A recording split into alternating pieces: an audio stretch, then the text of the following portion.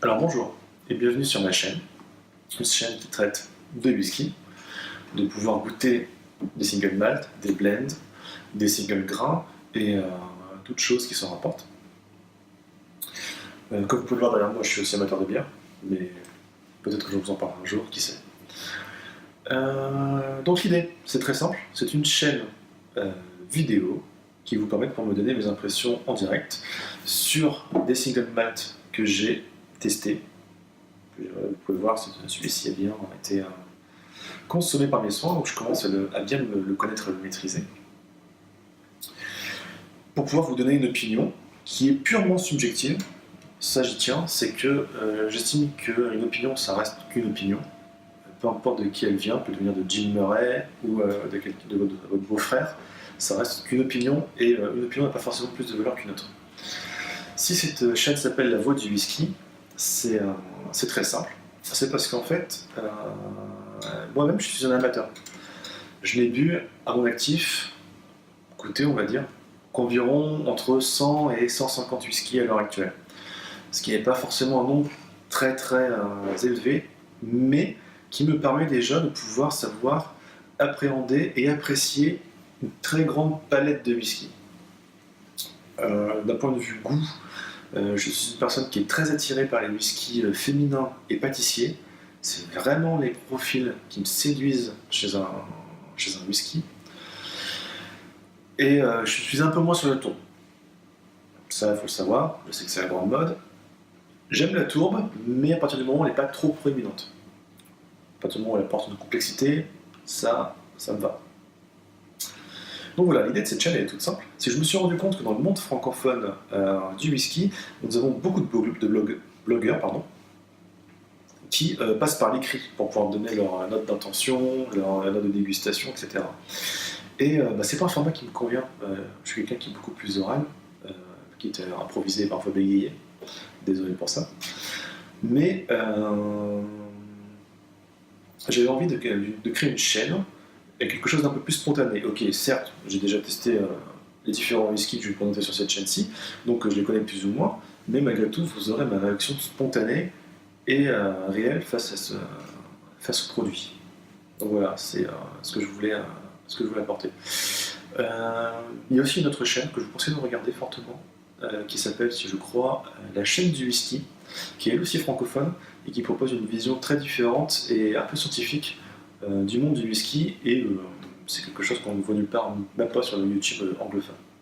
Donc voilà, donc je suis parti du constat tout simple, qui est que le monde du whisky francophone ne passe pas beaucoup par la vidéo et par la spontanéité, pour une raison que j'ignore. Donc j'aimerais passer par ce format-là, car je pense qu'il y aura des gens qui seraient potentiellement intéressés de m'écouter ou non, malgré nos différenciations de goût. Donc voilà, le premier whisky que je voudrais vous faire goûter aujourd'hui, au travers de mon expérience plutôt, c'est ce Shishibu On The Way de 2015. Alors, qu'est-ce que c'est Shishibu? Alors, rien que nous, vous allez me dire, bon, ça c'est pas très écossais. Alors, effectivement, ce n'est pas très écossais, c'est japonais. C'est un whisky japonais. Donc vous allez me dire, oula, attention, whisky japonais égale très cher. Vous avez raison. C'est une bouteille qu'on trouve aux alentours de 150, 160, 170 €, 200 si vous êtes vraiment pas chanceux. Voilà, vous savez, le whisky japonais, c'est très particulier, il faut l'acheter à la sortie, autrement les gens spéculent dessus et on se retrouve à le payer 2-3 fois le prix. C'est comme ça. Donc j'ai eu la chance de payer le bon prix, on va dire. Donc c'est une toute jeune distillerie de 2008, mais elle n'est pas si jeune que ça. Vous allez me dire, quoi? C'est très simple. C'est que le fondateur de cette distillerie, c'est Ichiro Akuto. Alors, qui est Ichiro Akuto? C'est le petit-fils du fondateur de Hanyu. Hanyu, qui est une très grande distillerie japonaise très réputée, qui est malheureusement fermée, et qui a récupéré tout le savoir-faire de son grand-père pour créer Shishibu. D'où le fait que Shishibu est une distillerie qui va être très en vogue dans les années à venir. Beaucoup de gens achètent du Shishibu dans un but de spéculation. Moi, je n'achète pas du whisky pour spéculer, je l'achète pour le boire. C'est une mauvaise idée, malheureusement, j'ai l'impression. Ça va me coûter très cher. Et donc, on retrouve tout le savoir-faire du grand-père dans ce jeune malt. Donc ce jeune malt, ce jeune Chichibu, donc c'est une bouteille limitée. Il faut le savoir, les cuvées de chez Chichibu sont plutôt rares. Donc là, nous sommes à 10 700 bouteilles. Donc ça, c'est la bouteille numéro 6593. Ça ne vous intéresse pas, mais bon, je vous l'indique quand même. C'est embouteillé en 2015. Et donc, On the Way, qu'est-ce que c'est par rapport à la distillerie Chichibu? Eh bien, c'est un mix de plusieurs casques. Alors, si je dis pas de bêtises, il doit y en avoir plus de 40 ou 50, dont du Mizunara. Mizunara, qui est du bois japonais qui a contenu de la liqueur de prune, qui est un bois très très vieux, hein, qui est un bois, si je dis pas de bêtises, qui est nécessaire pour sa maturation d'être à plus de 200 ans. Ce qui fait qu'il est très rare et vous pouvez tomber sur des bouteilles qui maintenant utilisent le Mizunara comme un terme un peu marketing, comme le Bowmore Mizunara qui se trouve à des prix complètement abusés, alors qu'il n'a même pas d'âge dessus. Et le Chivas Mizunara qui vient de sortir à 69 €, alors qu'il y a quelques années c'était une vingtaine d'euros. Voilà. Donc là, ce whisky contient du Mizunara, spécialité japonaise. J'ai lu. Alors là, je sais qu'il y a du bourbon, c'est sûr. J'ai lu ailleurs qu'il y avait du sherry. Certains disent qu'il n'y en a pas. Je ne sais pas. Donc, dans le doute, vous allez partir sur bourbon et sherry. D'accord. Alors, on va quand même se servir un verre, c'est le but. J'adore ce whisky, c'est aussi pour ça que je le teste en premier.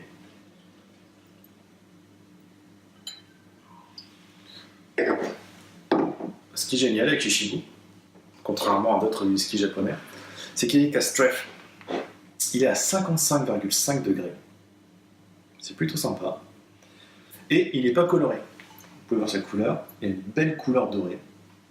C'est un whisky qui est naturel. Et ça, il faut le souligner parce que ça devient quand même de plus en plus rare et de plus en plus cher de pouvoir se fournir ce type de whisky. À propos de l'âge, il n'y a pas d'âge sur la bouteille. Moi, je le regrette. J'aimerais qu'il soit un peu plus précis là-dessus. Soi-disant, tous les whiskies qui contiendraient, qui seraient dans cette bouteille, auraient plus de 5 ans. Ok. Moi, tant que c'est pas écrit quelque part, je pars du principe que le whisky le plus jeune à l'intérieur a 3 ans et 1 jour. Voilà. C'est comme ça. Donc vous allez me dire, ok, pourquoi je mettrais une telle somme dans un whisky de 3 ans? La réponse, en fait, elle se trouve dans le verre. Il faut faire attention. Hein. C'est pas parce qu'un whisky est vieux qu'il est forcément meilleur. Tout dépend de votre perception. Un whisky plus jeune aura plus de puissance et plus d'attaque. Il aura moins de couches de complexité, mais il ne sera pas forcément meilleur. Nuance. Allons-y. Testons le nez.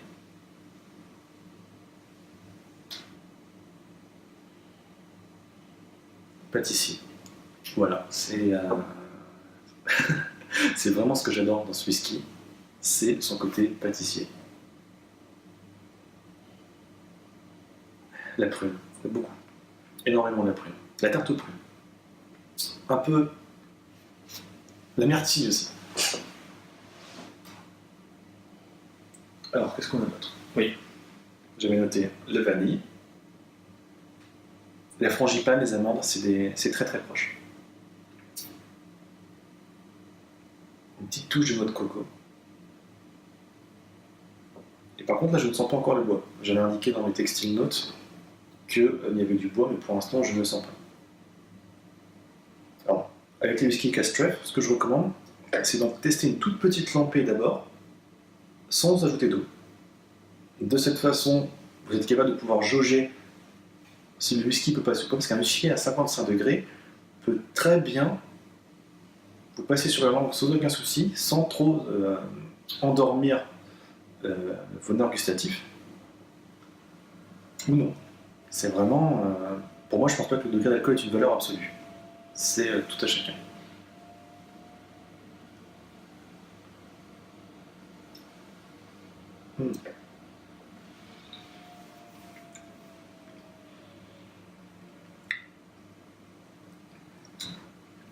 Puissant. mentholé, herbal, très sur l'agrumes, et derrière le côté pâtissier qui arrive. En final, on est un peu sur de la canne à sucre, et on revient sur la l'alcool. Moi, ce que je conseille, après, c'est simplement mon avis, hein. C'est mon avis d'amateur, c'est de rajouter une bonne cuillère d'eau. Boire d'eau. Hop, deux. Hop. De cette façon, le whisky permettra de mieux se développer et l'attaque sera moins agressive.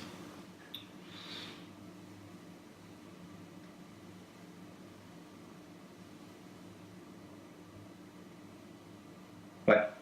Là maintenant, le bois commence à se faire sentir. On commence à voir le chêne.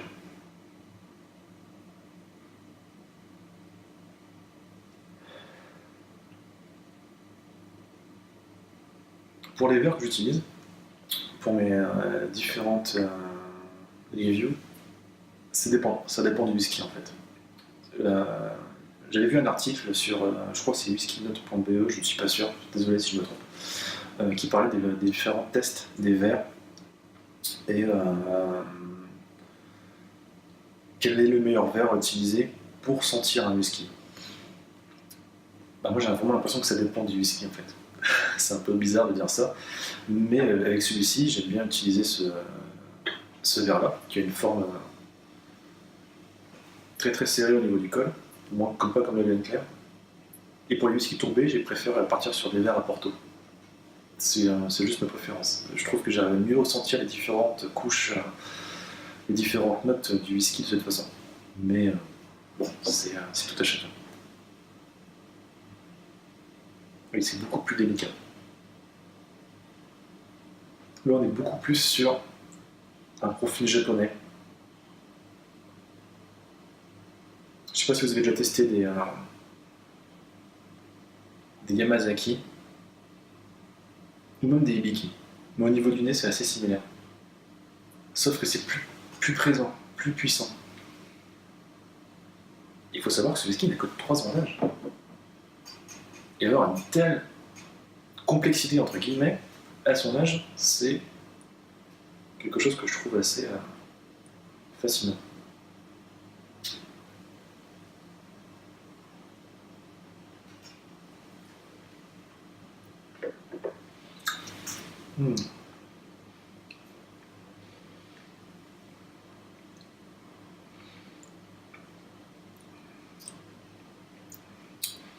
En bouche, nous avons les épices, le poivre,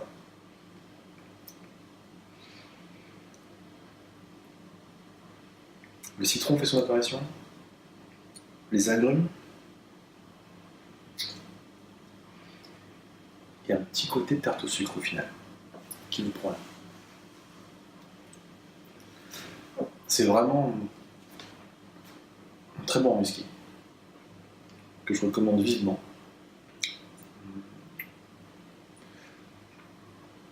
Ouais. Alors, quelle note je donnerai à ce whisky? Donc, je ne sais pas si vous êtes nouveau dans le milieu des whisky, mais on a des notes entre 0 et 100. Sachant que, moi, de mon point de vue, à partir de 80, le whisky est recommandable. Complètement recommandable.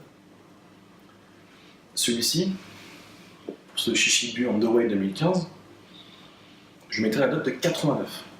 Vous allez me dire, waouh, c'est quand même super élevé pour un whisky aussi jeune. Oui, c'est super élevé pour un whisky aussi jeune. Mais à l'aveugle, je vous garantis que vous allez croire que c'est un whisky qui a au moins 15 ans d'âge. Après, certains ne sont pas d'accord. Ce sont certainement des personnes qui auront plus d'expérience que moi. Ça, j'ai pas de problème avec ça. Mais moi, je me ferai avoir. Donc voilà, Shishibu, c'est une distillerie que je vous conseille de regarder de plus près. Donc vous, qu'est-ce que vous avez pensé de ce whisky? Enfin, si vous l'avez testé dans un salon comme le Whisky Life par exemple, ou chez votre caviste, n'hésitez pas à l'écrire dans les commentaires.